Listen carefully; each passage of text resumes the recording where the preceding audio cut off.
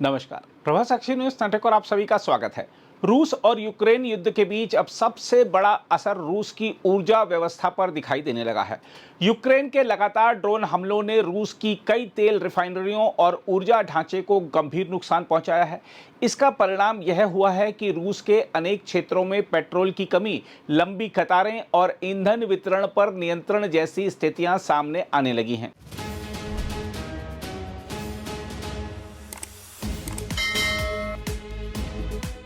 यही वह समय है जब भारत ने एक भरोसेमंद मित्र और रणनीतिक साझेदार की भूमिका निभाते हुए रूस को तुरंत पेट्रोल की आपूर्ति शुरू कर दी है। सूत्रों के अनुसार भारत से रूस के लिए समुद्री मार्ग के जरिए कम से कम 60,000 टन पेट्रोल भेजा जा चुका है।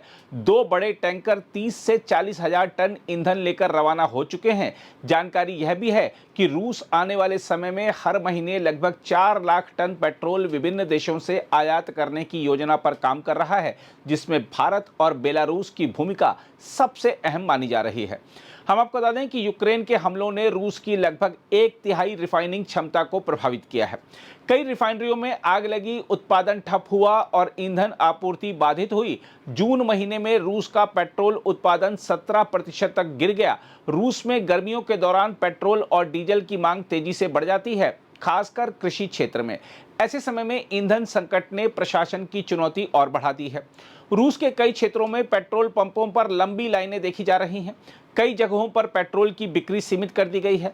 सोशल मीडिया पर आम लोग अपने अनुभव साझा कर रहे हैं और बढ़ती कीमतों को लेकर चिंता जता रहे हैं। राष्ट्रपति व्लादिमीर पुतिन ने भी स्वीकार किया है कि यूक्रेनी हमलों के कारण कुछ क्षेत्रों में समस्याएं पैदा हुई हैं। हालांकि उन्होंने भरोसा दिलाया है कि स्थिति को नियंत्रित किया जा रहा है। इस पूरे घटनाक्रम में भारत की भूमिका अत्यंत महत्वपूर्ण बन गई है। जून महीने में भारत ने रूस से रिकॉर्ड स्तर पर कच्चा तेल खरीदा। आंकड़ों के अनुसार भारत ने प्रतिदिन लगभग 27 लाख बैरल रूसी तेल आयात किया। भारत के कुल तेल आयात में रूस की हिस्सेदारी 50% से अधिक पहुंच गई। अब भारत उसी तेल को रिफाइन करके रूस को पेट्रोल के रूप में भेज रहा है। यह भारत की ऊर्जा क्षमता, रिफाइनिंग ताकत और रणनीतिक संतुलन का स्पष्ट उदाहरण है। इसका सामरिक महत्व और भी बड़ा है। पश्चिमी प्रतिबंधों और युद्ध के दबाव के बीच भारत ने अपनी स्वतंत्र विदेश नीति को बनाए रखा है। भारत ने साफ कर दिया है कि वह अपने राष्ट्रीय हितों के अनुसार फैसले लेगा और अपने मित्र देशों के साथ संतुलित संबंध बनाए रखेगा। यही कारण है कि आज रूस और भारत की साझेदारी केवल तेल व्यापार तक सीमित नहीं रह गई, बल्कि यह वैश्विक राजनीति और सुरक्षा व्यवस्था का अहम स्तंभ बनती जा रही है। रक्षा क्षेत्र में भी इसी साझेदारी की ताकत दिखाई दे रही है। भारत और रूस की संयुक्त कंपनी ब्रह्मोस एरोस्पेस ने संकेत दिया है कि यदि रूस चाहे तो उसे ब्रह्मोस सुपरसोनिक क्रूज मिसाइल की आपूर्ति की जा सकती है। यह बयान अंतर्राष्ट्रीय रक्षा जगत में बेहद महत्वपूर्ण माना जा रहा है। ब्रह्मोस मिसाइल मूल रूप से रूस की ओनिक्स तकनीक पर आधारित थी, लेकिन बीते 2 दशकों में भारत ने इसमें जबरदस्त तकनीकी सुधार किए हैं। आज ब्रह्मोस दुनिया की सबसे घातक सुपरसोनिक क्रूज मिसाइलों में गिनी जाती है।